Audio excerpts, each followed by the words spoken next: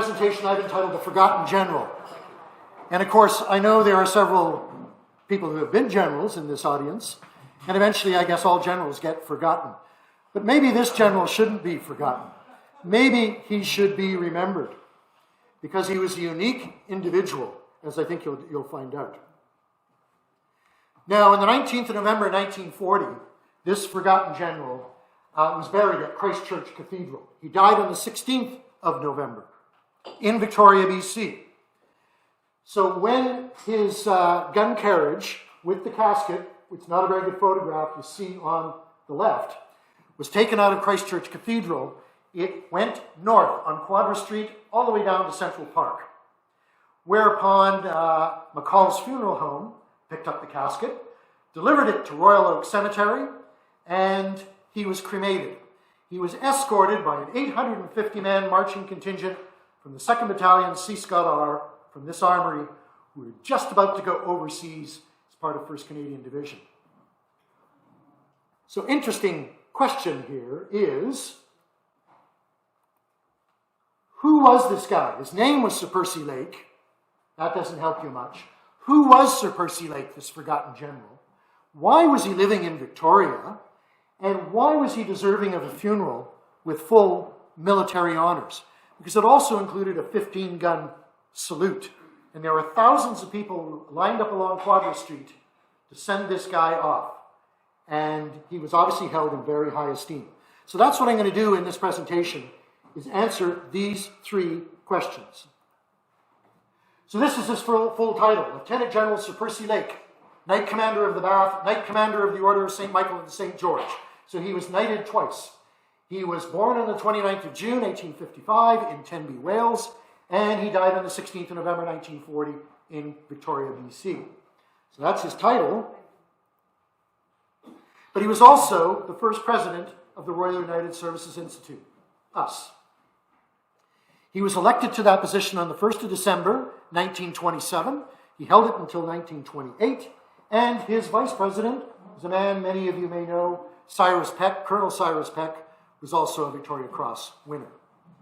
The idea behind the United Services Institution of Vancouver Island, that was the original name, we got Royal in 1972, was for fellow military officers of the 3 services to get together as comrades and as people interested in issues of Canadian national defense. That's how it got started. But why was he living in Victoria? Well, that's because his whole family was in Victoria. This gentleman here is the Honourable Sir Richard Lake, Knight Commander of the Order of St. St. Michael and St. George. He was Saskatchewan MLA, Saskatchewan MP, and the Lieutenant Governor of Saskatchewan until 1921, when he retired to Victoria. So it makes sense that Sir Percy Lake, being brothers, that he might consider Victoria as a possible retirement choice. The reason that Christ Church Cathedral is shown here, with scaffolding on it, is because Sir Richard was knighted for collecting the most money for the Red Cross during the First World War in the province of Saskatchewan. So he was knighted by KG5. And he was picked to be the treasurer of the building of Christ Church Cathedral. He's the guy who raised the money. But in addition to Sir Percy Lake and his wife, and Sir Richard Lake and his wife and his children, Sir Percy's younger sister, Mabel, was also living in Victoria since 1913, and she was married to a man who was working in Victoria, and we'll bring him back later. So that's why Sir Percy is in Victoria, even though he's born, raised, and he initially served in the imperial forces of the British Empire. Why would he come out to Victoria? Because his family lives here. So let's look at his early career highlights. In 1873, he joins the 59th Foot, which is stationed in India, in northern India. But he joins it in East Lancashire, where the Depot Battalion is. And he's recognized almost immediately as being someone of slightly different value. First off, his father is a retired lieutenant colonel. His grandfather served in a guards regiment and was at the Battle of Waterloo. And in fact, that medal is passed on from generation to generation. But when he walks into the 59th foot, he has a qualification that nobody else has. He's a qualified musketry instructor because he's helping to run the local county, English county musketry organization. He's not only a good shot, he's an instructor. He's promoted immediately to lieutenant. Because what does the depot need? They're training people. They're training junior officers and soldiers. This guy is partially trained, and he can also help in training other soldiers, even though his regiment is in India. So in about 1875, he goes to India. He participates for 2 years in the Second Anglo-Afghan War. There was an Afghan warrior there for the time period. And in 1883, he's chosen to go to the British Army Staff College. Now, the British Army Staff College does not have a qualification for rank. You don't have to be a captain or a major or whatever. Any rank can go. But you got to go before you turn the age of 35. So you could be a lieutenant colonel and go to staff college, or you could be, in his case, a lieutenant and go to staff college. 2-year course, staggered courses, graduates 32 students a year for an army of 250,000 people in the British Army. Not a lot. So he's already recognized as someone of interest. Well, he goes to staff college. This is a new kind of army officer. Now, Gilbert and Sullivan wrote a play called The Pirates of Penzance. It was a musical comedy. But they identified this new kind of army officer, and this cartoon was in the Times. A modern major general wearing the university cap. He's got the gown. He's got an encyclopedia attached. And there's a song that he sings, I am the very model of a modern major general.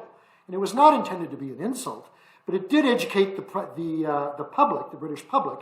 Something was changing in the British Army. There was a new kind of staff officer, a new kind of officer. Officers in the British Army could no longer just be brave and lead by example. They had to be students of modern war. And that's what a staff officer is, and that's what Percy is now going to be. But of course, after he's graduated from staff college, just the kind of young officer that a general officer probably wants on his overseas expedition, in this case to the Sudan in March of 1885. So Percy is now a captain. He's face circled there. And he's part of the staff of the Suakin Field Force. At this time, the British Army did not really have brigades or divisions. Especially the Indian Army didn't have it. They created field forces, which might look like a brigade of 3 or 4 battalions, maybe an artillery unit, staff headquarters. This was all cobbled together and then dispatched overseas. So all these people probably didn't even know each other before they got on the staff of the Suakin Field Force. Suakin is a port on the Red Sea in the Sudan. The idea was to secure the port of Suakin, turn it into a proper supply base, and build a railroad to the Nile River, thus cutting off supplies having to come all the way down from Egypt. Why?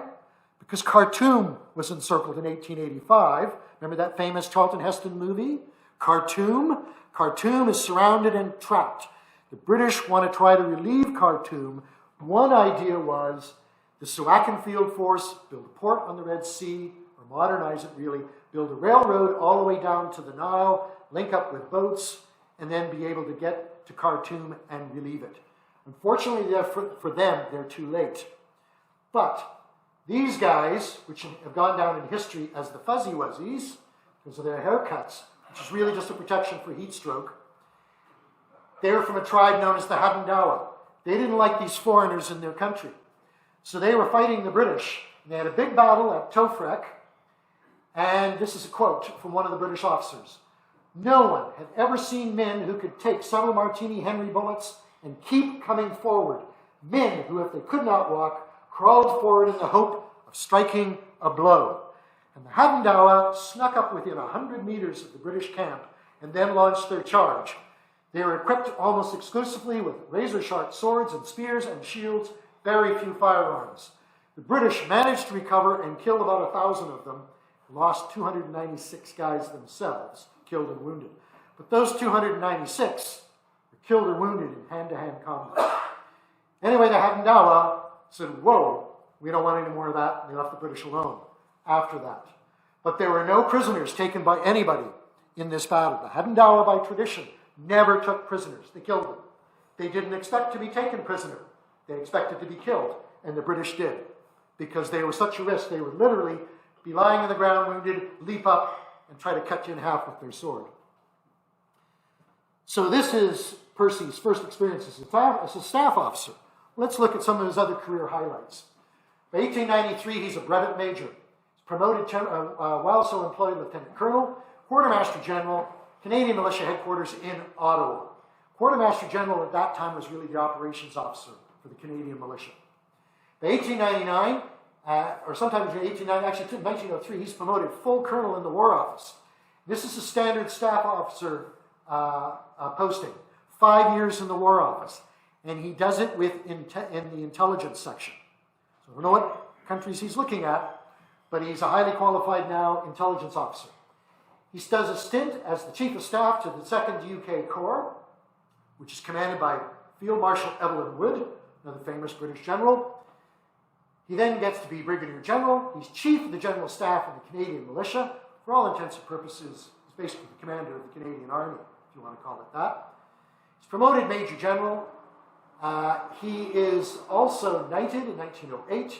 But Major General, the Canadians actually wanted him as a Major General and said, we'll make you a Major General in the Canadian Army, in the Canadian Militia, and we'll pay you because we want you to stay in Canada and work with us because there was a posting coming up to go to India. And they did that. So he's actually served in the Imperial Forces and the Canadian Militia as well as the Indian Army. He's Inspector General Canadian Militia and he's Chief Military Advisor to the government, direct to the Minister of the Militia, the Minister of National Defence. No British officers ever held that position. That's how highly regarded he was. 1911, he goes back to the Indian Army. He's now Lieutenant General, he's General Officer Commanding of the 7th Marine Division, one of the best divisions in the Indian Army. The Indian Army wants him to get in tune again with the Indian Army, but also to see what a really good division is like in the Indian Army.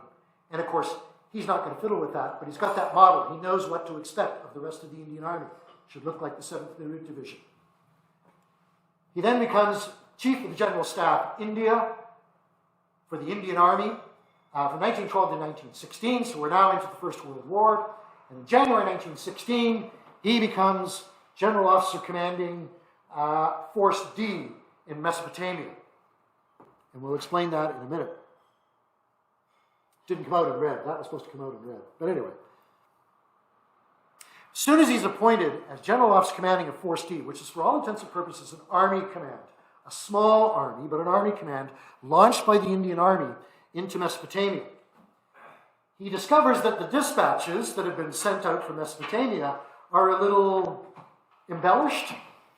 Things are worse than he thought.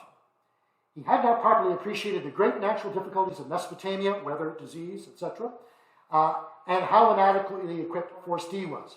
This is his aide-de-camp. And he's of interest, you should notice his cap badge, he's wearing a maple leaf. And that's because Sir Percy wants somebody he knows, and he knows this guy. How does he know him? Well, he's from Victoria. He works at Military District Number 11 headquarters as a full-time militia officer.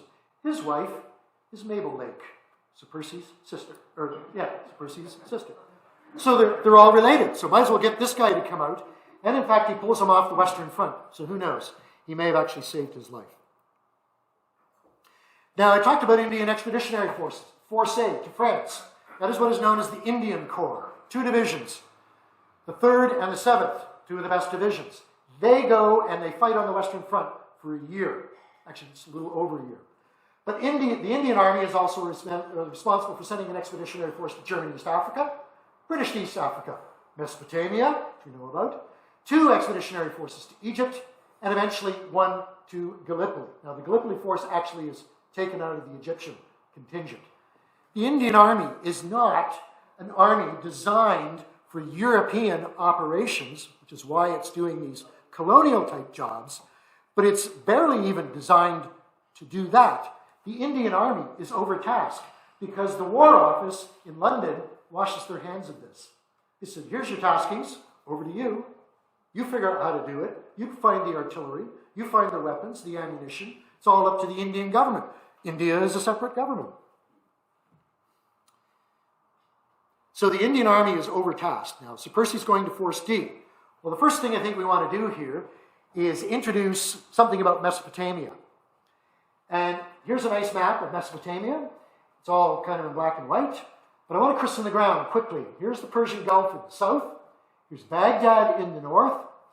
The key population centers are Basra, Kurna, Nasiriyah, Amara, Kut, which we'll come back to, Baghdad, and of course there's the general scale of 100 miles, so it's about 400 miles as the crow flies from Basra to Baghdad. Now, Mesopotamia is a Greek word. It means nothing more than land between two rivers. And in Mesopotamia, there's the Tigris and the Euphrates, and we'll talk about them more in a minute. But of interest also is this border. This is Turkish-controlled Mesopotamia. It's not synonymous with Iraq. Iraq is north of this at this time, and Persia, which has its own Shah, its own government.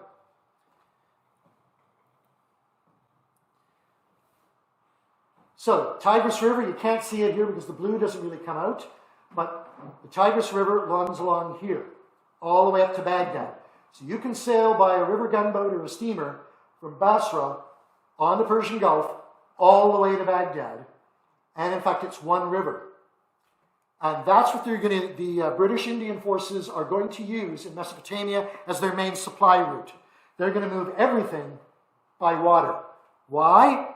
No roads, no railroads, no nothing in Mesopotamia.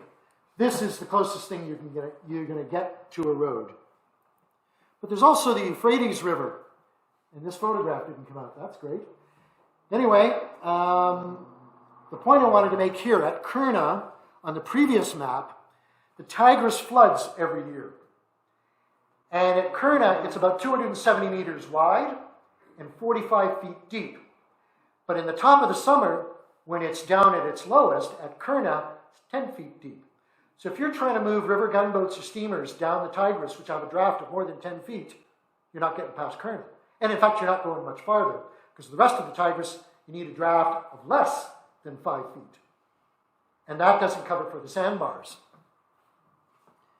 For some reason, that picture didn't come out. But anyway, there's another British gunboat on the Tigris in 1917, armed with a 4.7-inch gun, speed 9 knots, draft of 3 feet. You can go anywhere in the Tigris. And their job is to provide artillery support to the ground forces, as well as defend the river steamers that are moving supplies, etc. So, there's also a second river, the Euphrates. Well, can the British use the Euphrates as an MSR and have two of them? No, they can't. It's not nearly as navigable as the Tigris is. Notice that these black lines here, which are supposed to be blue, there's a whole bunch of little spurs coming off the Euphrates. It moves very slowly, it silts up much more than the Tigris, and there's no guarantee you can navigate your way up it. It's just not suitable. In fact, the Turks don't like it very much. They don't use it. So the British cannot use the Euphrates as a main supply route. They're stuck on the Tigris. But there's the two rivers, hence the name Mesopotamia, the land between two rivers. Why are the British in Mesopotamia? Oil. The Royal Navy has been trying to convert from coal to oil since about 1905. By the time of the First World War, they're starting to build ships that are either hybrids, can take coal or oil, or they're oil ships. Oil is more efficient than coal. An equivalent size ship with oil goes faster by 3 to 4 knots, and its steaming range is much better, and refueling is much simpler. Coal is extremely dirty. That oil field, in June of 1914, Winston Churchill decided to buy interests in the APOC, the Anglo-Persian Oil Company, now known as British Petroleum, because he wanted to secure a British supply of oil for the Royal Navy. Now, Abadan is an oil refinery, and it sits on an island. And what's interesting about it, it is the largest oil refinery in the world. Not by what it produces, but by its ability to grow in capacity. By 1916, it's providing 70% of all Royal Navy petroleum oil needs. Now, why couldn't the British just buy the oil from the Americans? Standard Oil of New Jersey, Union Oil? Because of the American Neutrality Act. And it says we will not sell oil to any of the belligerents in the First World War. So that's gone. The other alternative is Dutch shell. Well, there's a problem with that. Headquartered in the Netherlands, Germany could invade and take it over. Then you've lost that oil supply. So Winston Churchill, by buying that, has created a strategic asset which the British are now have to protect. They do that initially by being in Basra, which is the port, which screens Abadan, and the pipeline that takes us to the South Persian oil fields. But that doesn't eliminate the threat. The Turks can hire Arabs and they'll go over and chop up the pipeline and whatnot. So you're almost forced, think of it as kind of mission creep, but it makes sense. You're forced to, okay, we got to go to Kurna, then we got to go to Amara to stop the tribes attacking the pipeline.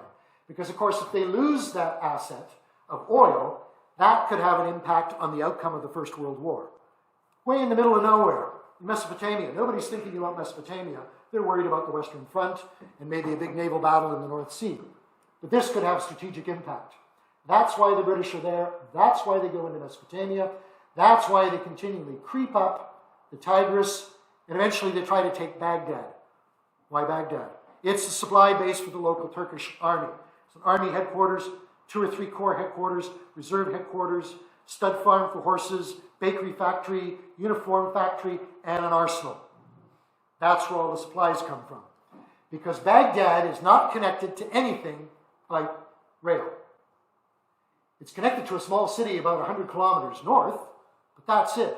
The next railhead is 600 kilometers away. So if the Turks want to get reinforcements into Mesopotamia, ammunition or troops, it takes at least 2 months to walk there. Sometimes longer. So imagine your troops are now out of action. That's strategic impact. I've got soldiers I can't use because they're marching somewhere. And then, of course, when they get to the other end, they need new boots, they need new uniforms, they need some time to rest, reorganize themselves, etc. So the British are going to try to take Baghdad. They fail. They do not take Baghdad. And the black here is Turkish positions, green is still British. So the British control Basra, Kurna, Nasiriyah, Amara. They have a blocking position up here about 30 miles away from Kut. And they have an entire reinforced division, about 13,000 troops, trapped in Kut by the Turks. And of course, the Turks still have their close by Baghdad supply base. So Sir Percy's problem when he takes over on the 19th of January is the British and the Indian Army are going to have to fight from that position to relieve Kut and the garrison. Otherwise, they're going to starve to death and they're going to surrender. And that's what happens when you take a gamble. You take a risk, which the previous commander did, in taking Baghdad, winning the war in Mesopotamia. That means you can win big, take Baghdad. It also means you lose big. That's why it's called gambling. Lose big means you got 13,000 troops trapped in a city. The previous commander did not have a plan if that plan went south and they couldn't take Baghdad. So now you've got 13,000 troops, just like at Khartoum, trapped at Kut, and that's Percy's problem. He's got to fight his way through about 35 miles of Turks. That's on the 19th of January. When do you think food runs out in Kut? Anybody got a guess? 25th of January. 25th of January. Here's Kut. Nice place to defend. Surrounded on 3 sides by water, the Tigris River. 1,500 meter front line. The garrison has erected all these trenches and forts and whatnot. So it's pretty easily defensible, but it's also easily bypassed. It's easily surrounded. It's easily cut off. And that's the problem. When they marched in here from the fighting up at Baghdad, they were completely exhausted. They've been forced marching for days. They couldn't get them to move another day, and that's why they got stuck here. And yes, the Turks pull out everything. They've got an arsenal, and they've got stone mortar bombards from the 18th century that they're using against the Kut garrison. But there's a problem here. Guess what happens when the Tigris River floods? Most of those defenses are all washed away. Now that's good, because the Turks can't attack through those areas that are all flooded to about 3 or 4 feet deep, but it also makes living inside Kut rather miserable. And it also can contaminate your food. Because remember that although the Tigris River is the main supply route to move up gunboats and steamers, it's also something else. Anybody know what else the Tigris is used for? The sewer. So all the water in the Tigris is contaminated with one thing or another. So that's Kadalamara. They're trapped there. He's got till the 25th of January, which is a completely unrealistic task. So the limitations he has, his mission is relieve Kut. That's the short-term mission. He's got to worry about the spring flood of the Tigris, because the Tigris breaks its bank starting in January, and by March, most of those defenses have washed away in Kut. Weather. In Mesopotamia, in the summer, it can get to be 50 degrees Celsius. 50 degrees Celsius. You don't do too much fighting at 50 degrees Celsius. Nights can drop as much as 20, 30, even 40 degrees. So guess what people get in the way of diseases? Pneumonia, heat stroke, but also because the water being contaminated, you get typhus, which is a killer. You get cholera, which is a killer. And also, because the country is full of swamps, you get malaria, which is not so much a killer, but it is debilitating. You're out of action for like a week. And of course, you can get it more than once. And of course, just drinking the water or using the water to clean your food or your tea, it can be contaminated with who knows what, and you just get sick from that. You're down with kind of like flu symptoms for a week. Logistical shortages. Percy does an estimate, and he determines the problem isn't fighting, the problem isn't military resources per se, the problem is logistical. Because he can't move enough resources down the Tigris River to support the troops he even has at the front with food, let alone ammunition, let alone move up additional troops. So if he can solve the logistical problems, then eventually enough troops will accumulate, supplies will accumulate, ammunition will accumulate, and they'll probably be able to undertake an offensive. What's the capacity? Well, the need is 400 tons of food, 21 tons of ordnance, 34 tons of engineering stores, pontoon bridges, entrenching stuff, 4 tons medical, 9 tons miscellaneous, 468 tons. That's what they need every day just to stay alive and fit at the far end. What's the capacity? 300 tons. So that means even though you're trying to relieve Kut, you have another problem. You can't attack when you want to attack. You've got to accumulate supplies by shortchanging somebody else for a few days, so you can accumulate the ammunition, so that you can go and launch an attack, stop, then start accumulating supplies and ammunition all over again. And with the deadline of the 25th of January, that is what happens. The British and the Indian Army forces are forced to attack when they don't want to. So the opportunity's there, we've got enough just to attack, let's attack, because we're running out of time.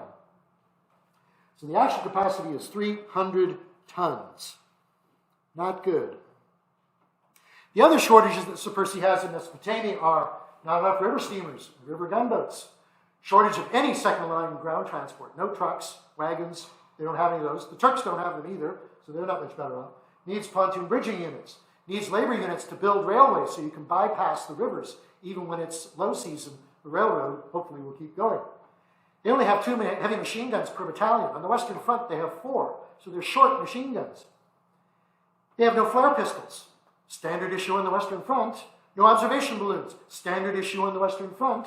Shortage of aircraft, they have 5. Fortunately, the Turks only have about 5. And the aircraft they do have can't do aerial photography, so they can't develop maps. Everything is hand-drawn.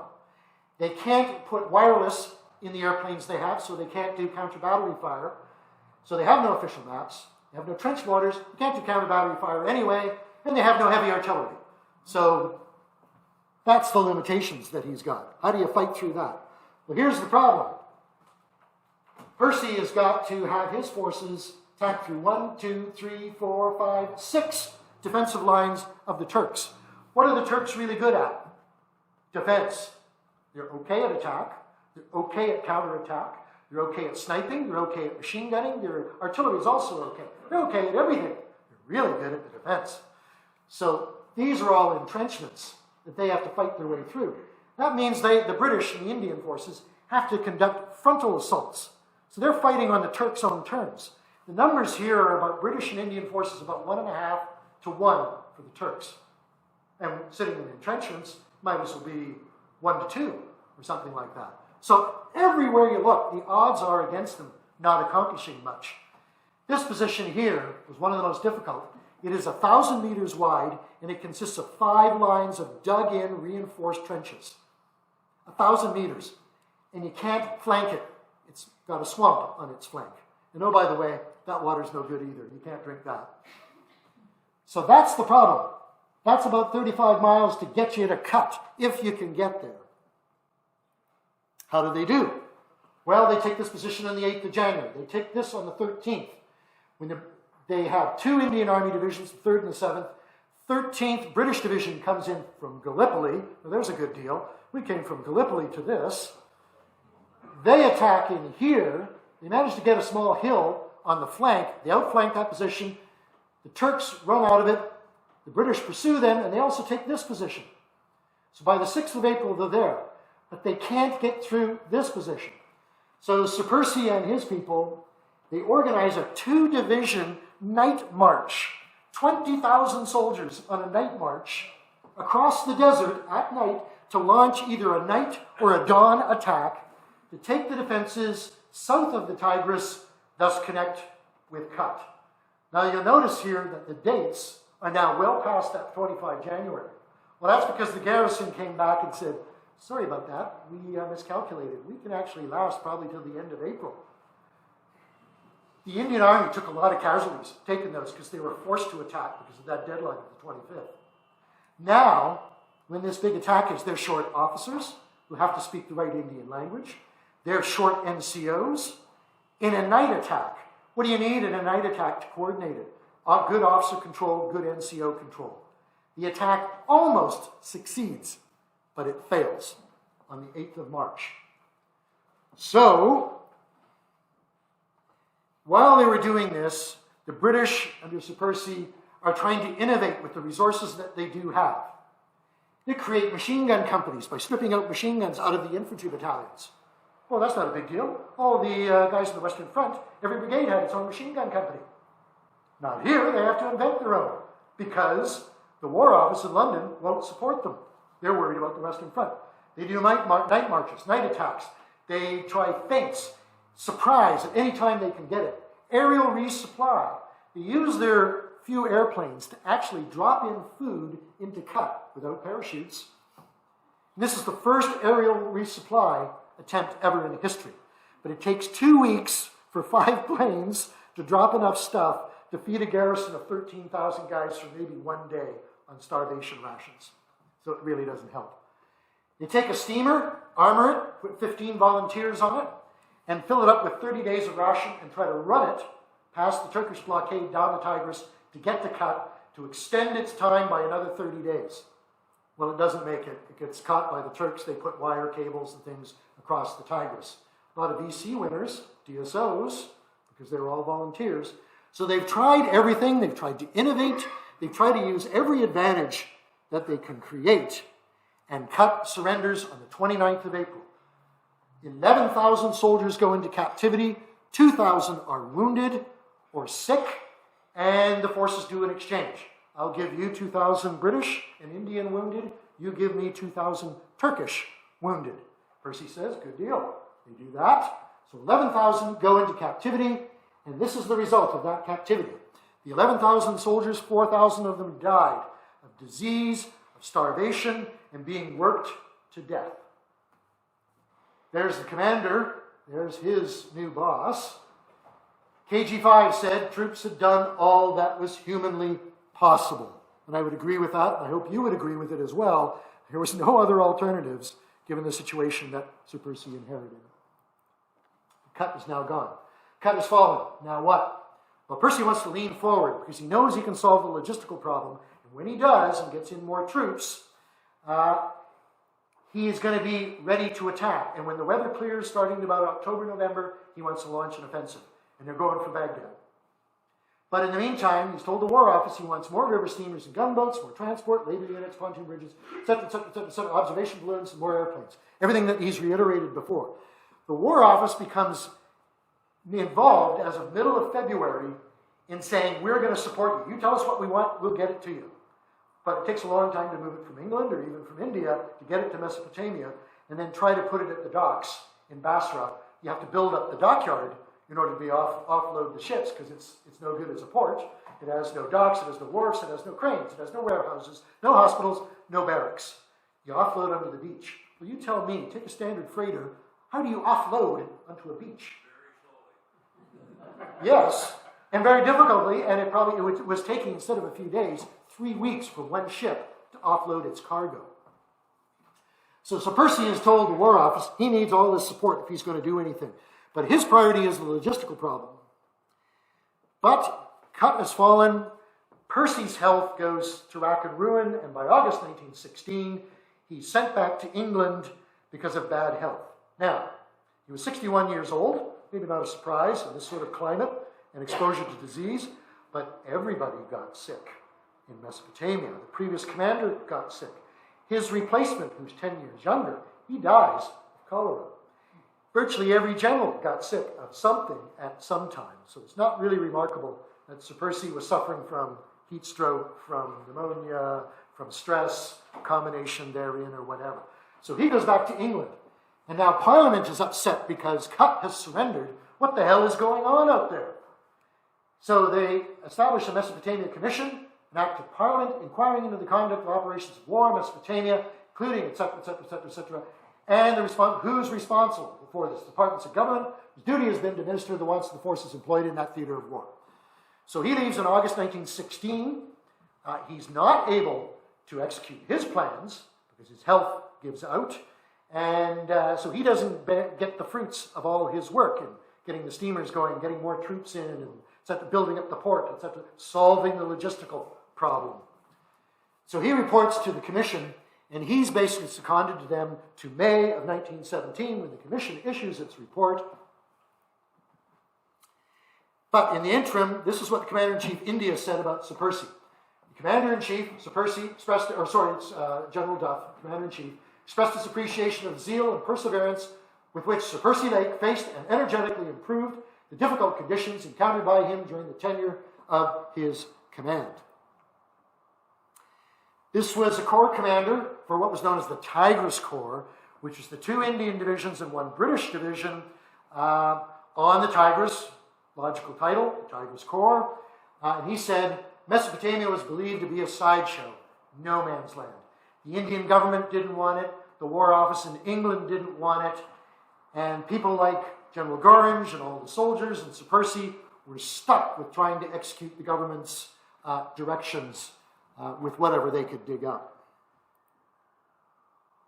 Now, Sir Percy also testifies, and he believes that the 3 main causes of failure are premature attacks, particularly in January when they're racing against that, and exceptionally unfavorable weather, flooding of the Tigris, and there was very heavy rain that year in 1916, which compounded it.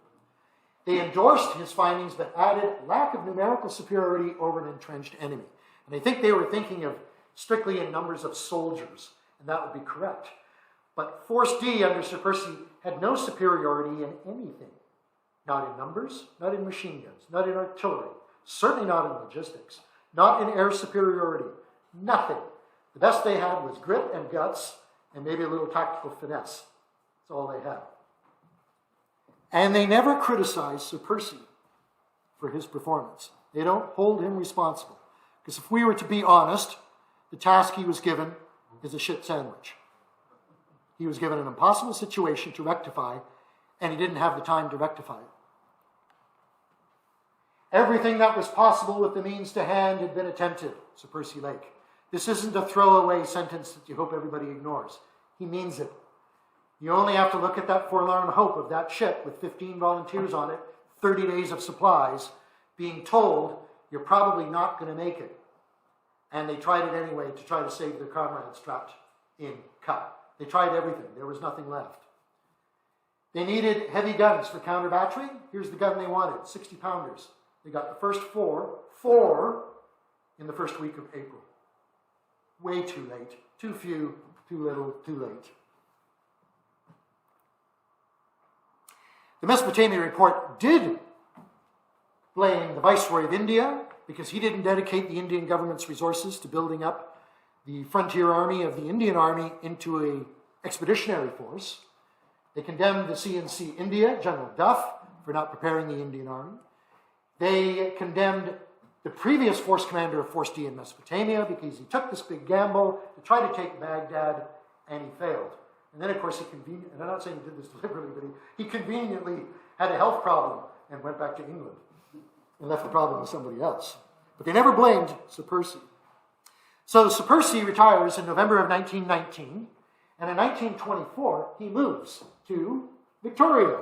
And we've explained that because his family is here. And he goes to a house called the Erie on 1004 Terrace Avenue. There it is today. It's still there. It's broken up into strata. Very nice place, very interesting. Sits on the top of Rockland Heights. Would have had a beautiful view of the Olympic Mountains at one point. But still, very nice, exclusive, private retirement home.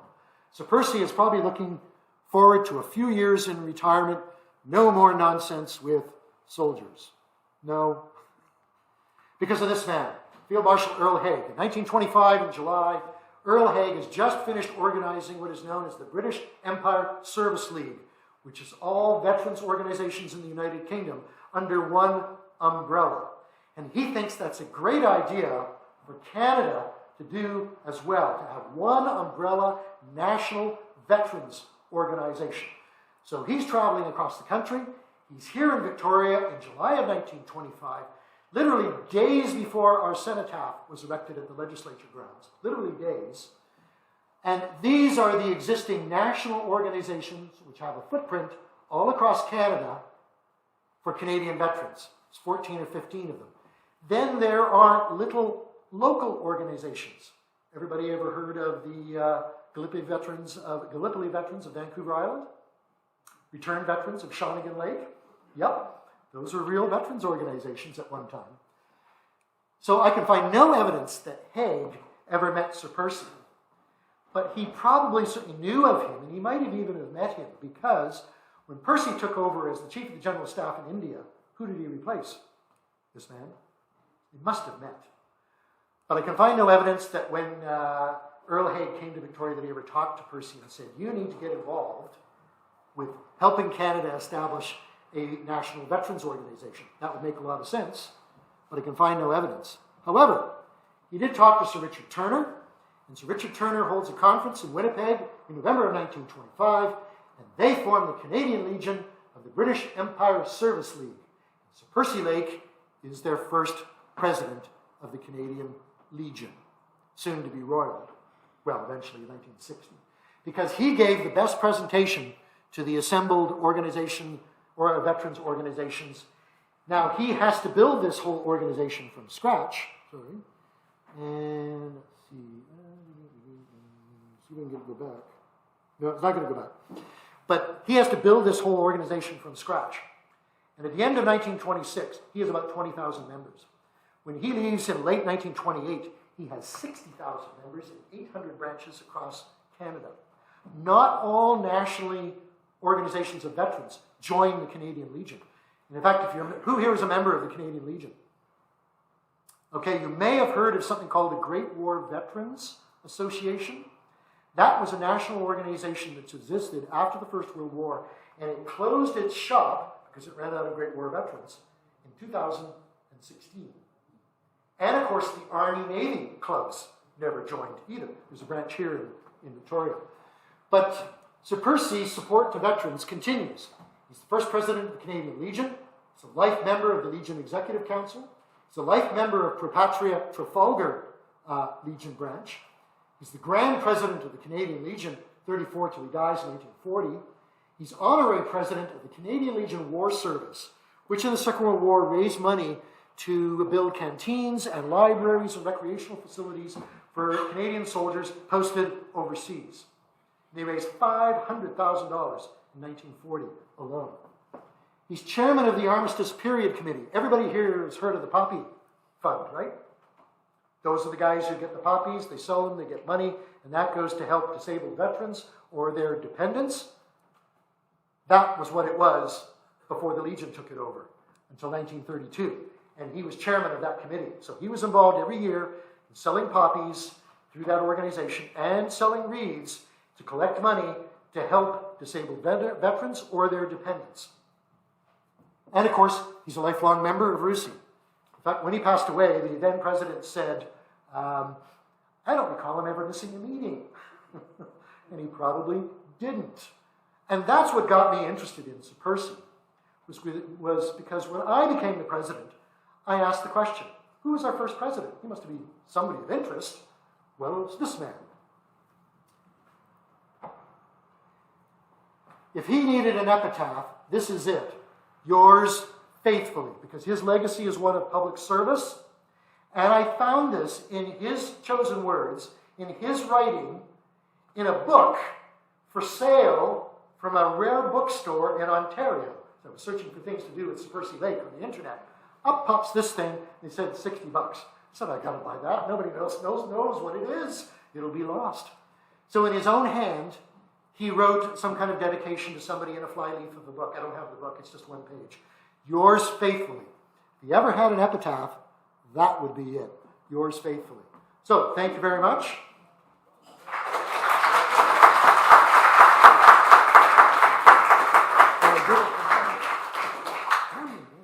So, are there any questions? Yes?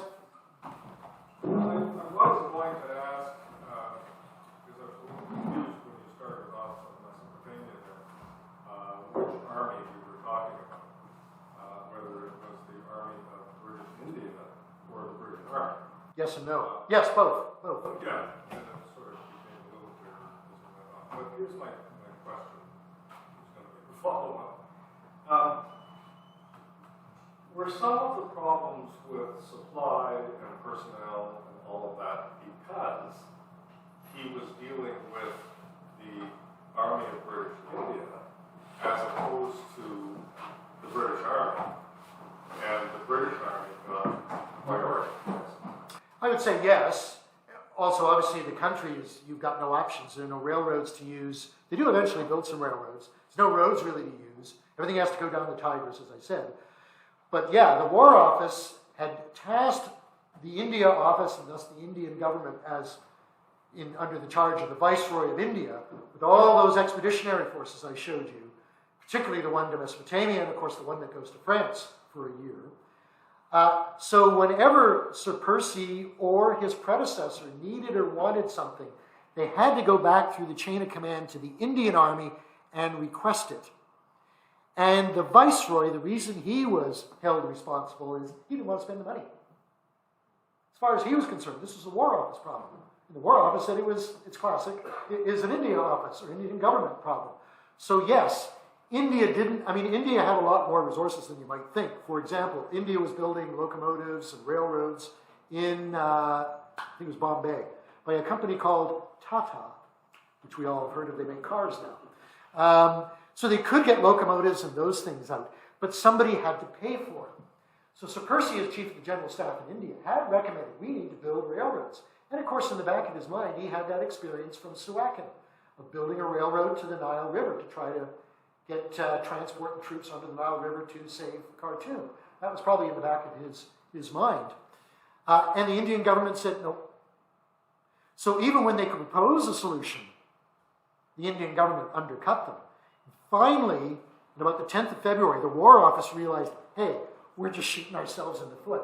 Those oil fields are a strategic asset. If we lose those, that could have an impact on the war. We have to support India. So let's get rid of those other expeditionary forces. Let's concentrate for the Indian Army into Palestine, Syria, and into Mesopotamia, and let's try to get them some support. It doesn't have to be troops, because there was 2 Indian divisions, eventually 4 Indian divisions in Mesopotamia, and only 1 British division. Although, as I'm sure many of you know, each brigade had 3 battalions of Indians and 1 battalion of British soldiers. But they had to get the steamers and the gunboats from India. And if India agreed, they would go back to England. So meanwhile, you've lost 3, 4, 6 weeks, people going back and forth. So the answer is yes. India didn't have the resources. India didn't want to commit the resources. The War Office had the resources, but didn't want to commit them. They were focused exclusively on the Western Front. Everything else was secondary because, probably quite rightly, the Western Front, they were either going to win or lose the war on the Western Front. Does that answer your question? Yeah. Sorry, Jim. I was just going to comment, just taking the word for reality, what I was going to say. The main thrust of everything back in the First World War was the Western Front. They also had the invasion of Turkey, which is the fiasco of Gallipoli. Those were the two big things. And they had a strong navy, but it was sent to protect Britain from what may have been an invasion. So that's what they put all the effort. Now, as far as the Indian Army was concerned, the only thing I know was I had a very dear friend who was born in here. She died 10 years ago in the 90s, I think. And her father was stationed there, and he was a colonel with the British Army in India. And in 1938, they were driven all the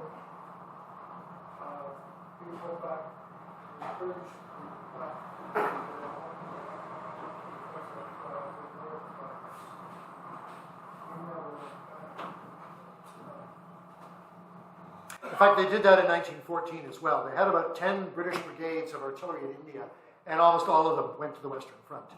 And even when they were basically attached to the Indian divisions that constituted the Indian Corps, when they left Europe, or France, to go to Mesopotamia, they left the bulk of their artillery behind. So they were always being shortchanged. Oh, you're the Indian Army, you don't need all this artillery. You're going to a backwater front, you don't need it, you don't need this. So the Indian Army ended up looking a lot like the Turkish Army. Similar weapons, similar problems, similar shortfalls, lack of artillery, lack of planes, lack of machine guns. The Turks suffered all from that. And in fact, one of the things that Sir Percy highlighted, if he can solve the logistical problem, everything else will hopefully kind of fall into place. And that was true. When they launched their offensive in Mesopotamia in December of 1916, they were in Baghdad by the end of February. Now, it was a well-run campaign, but they'd accumulated enough resources and troops and ammunition and logistics, and they built some little railroads, and they had a lot more river steamers, so it became a lot easier. But the point being is if it was possible for them to be as well prepared a year earlier, they might have got to Baghdad and stayed there as well. But they ran it on a wing and a prayer. They said, keep going, we're doing well. And it sort of went sour. Yes?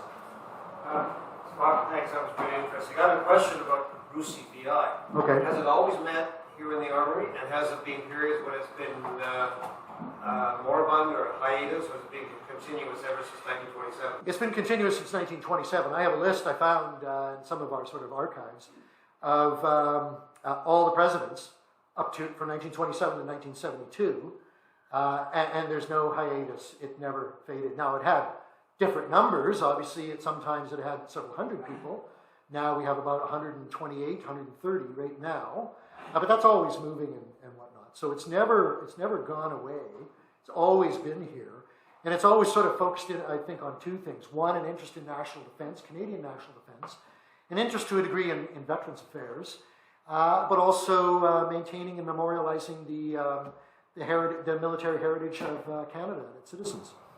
Is there any formal linkage with RUSI in London? No, those are all completely independent. And in fact, the RUSI-I in London is really an academic think tank. It's really quite different.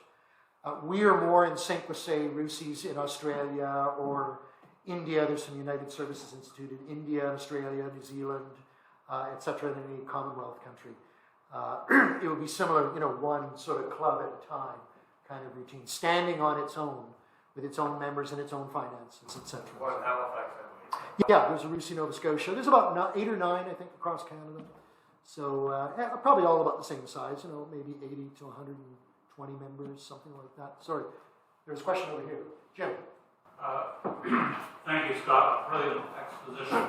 A statement and two questions. This is the anniversary of the conclusion of the war in 1945.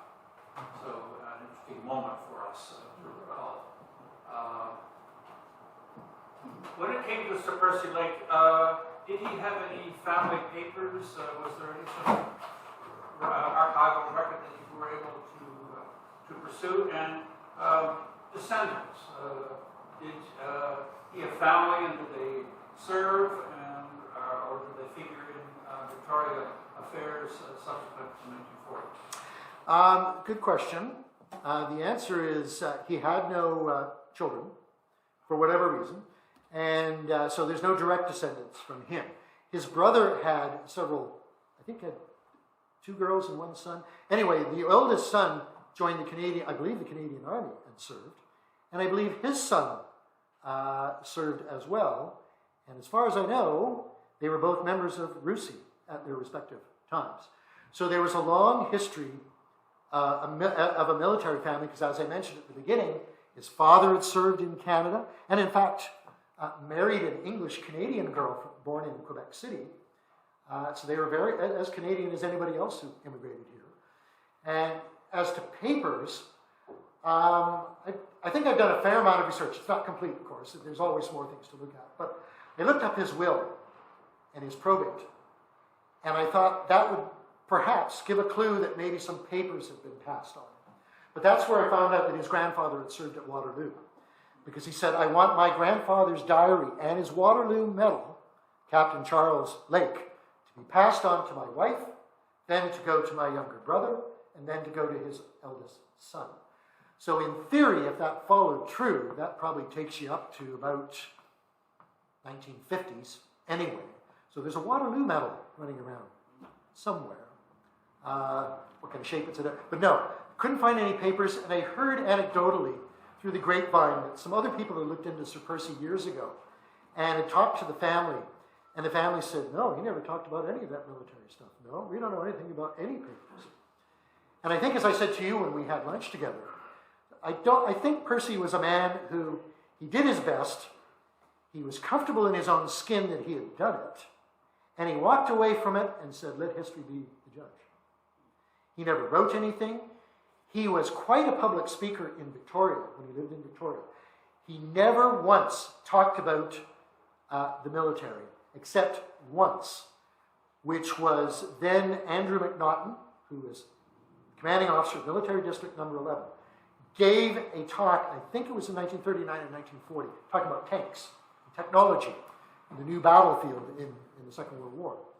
And Percy stood up and said, man is the ultimate weapon, or words to that effect. Technology is great, but man is the ultimate weapon. Sat down, that's all I could ever find comment that he, and other people have echoed that comment before and after, that I could find that he made about the military. He's quite happy to talk about Egypt, he was happy to talk about veterans, all kinds of things, but no papers that I can find. Mike? Scott, you started this presentation, which was brilliant, about the importance of oil. What was necessary to protect the oil in not trying to achieve these almost impossible objectives? And why didn't they restrict themselves to protect this vital source of energy and forget the rest? I think the answer to that, I've had that discussion with some other people. I think the answer to that question was, in order to protect the oil refinery, the pipeline, and the oil fields, you needed at least to have Basra as the port so you can get into the country. But then you need something, it's mission creep, to protect Basra. So you start moving down the river. The other thing I'd mention is, this is the Indian Army. We talked about staff college and staff officers being a new breed of officer, have to be something more than just brave and lead by example. Most of the Indian Army officers, there was a staff college in India, but it was much later, it was 1905 it was set up, at Quetta. The Indian Army functioned on the basis of bravery and personal, individual leadership. And if you look at all the fighting on the Northwest frontier, a lot of the people who ended up being generals in the Indian Army have Victoria Crosses. It's not as common as, it's just because they are individually very brave men. And when these guys, after spending a career learning how to lead by example, personal leadership like a platoon or a company commander, when they go to the Western Front in command of those 2 divisions which are part of the Indian Corps on the Western Front, they start to have problems. Because that kind of leadership doesn't work. You can't be out leading in the trenches. You've got to be organizing the planning and the logistics and the ammunition, and is everything being taken care of, and the intelligence and the air reconnaissance to get your staff officers to develop a coherent plan to launch an attack, which is hopefully successfully. So they were not successful because the mentality was different. And the Viceroy of India had it right. The Indian Army was a frontier army where personal leadership and individual bravery was paramount. And it's unfortunate that some of these people who were sterling soldiers in every other regard, with the VC and their generals, they couldn't adapt. And they were sent home. But to answer your question, I think because the Indian Army was that, they kept going, they kept having success, and they kept going until finally when they got ready, they could attack Baghdad. They were literally talking about it amongst themselves and said, we can take Baghdad. Well, if we're going to take Baghdad, it's going to be now. It's not going to be 6 months from now because we don't have the resources. So they took that one step further, and the divisional commander of the force that was going to attack Baghdad said, I'm not sure this is going to work. So if you tell me to go, I'll go. And they said, go. And it was a very close fight at Baghdad. That doesn't mean they would have taken it and held it, but that's what I meant by a gamble. You win big, you take Baghdad, because that's their supply base. That would be the end of the war in Mesopotamia. You lose big, you're going to lose a division and maybe jeopardize the entire front, which of course jeopardizes the oil supply if it continues to go bad, but you don't have a fallback plan to deal with that gamble of win big, lose big. So I hope that's maybe a little clearer. Sorry, Anita. By the way, thank you very much, and thank you for remembering that's 8th of May. Jim did that. Thank you. A military in East Indian, to put it properly, military historian who was a fellow member of the Western Front lines, talked a lot about the Mesopotamian campaign. And according to him, he never spared what he said in criticism. He said what happened was really that these Indians in the Indian army were just sacrificed without any consideration, of course. And it was very interesting to hear him say that because he also then later on wrote a rather deep study of how the Indian army was organized, with officers, except for a few Indian officers, and the rest were more or less camouflaged, according to him. Well, he may know something I don't know, but and I've not looked at the whole campaign. I know what happened before Sir Percy got there. Certainly know what happened when Sir Percy was there. I do know what happened afterward, but not necessarily in the same degree of detail. Did they have a choice? You know, when the Indian Army is, I don't think you could call it a mercenary army, but it's a contract army. It's a professional army. The soldiers join the Indian Army for a job. I never heard anybody criticize Indian troops. It always seemed to be they were willing, as long as the support was there and the leadership was there. In other words, you rely heavily on British officers who have to be at the pointy end. When they lose those officers, then the Indian Army tends to be less enthusiastic about attacking because they're not sure what they're doing. Well, that can happen to any troops. And of course, they weren't as well educated as, say, English soldiers were. That may be an issue as well. They weren't reading newspapers. But I don't think they were sacrificed. That's just my opinion. I think your mission is to relieve cut. The garrison gave you, the deal was we're going to run out of food by 25 January. It was a mistake. What are you going to do? And Sir Percy mentioned that to the commission. Premature attacks. They attacked when they weren't as ready as they wanted to be. And that did cost them more casualties. And the casualties and officers and NCOs affected the Indian Army even more so than, say, a British unit, because all the Indian units were based on language. So if you're an Indian Army officer, you had to speak Urdu because you're going to a unit where all the soldiers speak Urdu and the NCOs speak Urdu or Sikh or whatever the language might be. And so as you lose those people, it becomes where do you find an English-speaking officer in India who can speak Urdu? They're all just standing around waiting to go to Mesopotamia. Very difficult. So when they started running short of those, they were stuck. And that was one of the main reasons for that big attack through the desert. Failed. They couldn't coordinate and control the troops as well as they wanted, and they made some mistakes otherwise. The other thing that this historian pointed out was, of course, that most of the Indian army was only recruited from certain parts of Indian society. Yes. What did he call it? The Martial races, yes. And, well, that's only true for the Northwest Frontier, because those units that went to Africa and failed, they were not from the Northwest Frontier. They were from Central India. And the standard of soldiery was less Central India than it was in the Northwest Frontier. And in fact, the units that fought on the Northwest Frontier were designated, and Pakistan still does this, designated as part of the frontier force. It means they were the experts in frontier warfare and fighting who else but the Afghans. But it was personal leadership. And they'd only had those divisions and brigades since about 1905. But that was Kitchener and Haig. They wanted to prepare the Indian Army to support the imperial forces in a world war against Germany and her allies. And that means they needed everything they could get their hands on. Don't forget Russia. And Russia, yes. Well, That was one of the really big things for the Indian Army. Scott, did you see anything in your research that would lead you to believe that the slaughter of Indian troops in the First War may have contributed to the rise of the independence movement in India before 1939? I'm sure it did. I'm sure it did. I'm sure it had a contributing factor, because you got to remember there was an Indian officer corps, basically what we would say kind of at the master warrant officer level.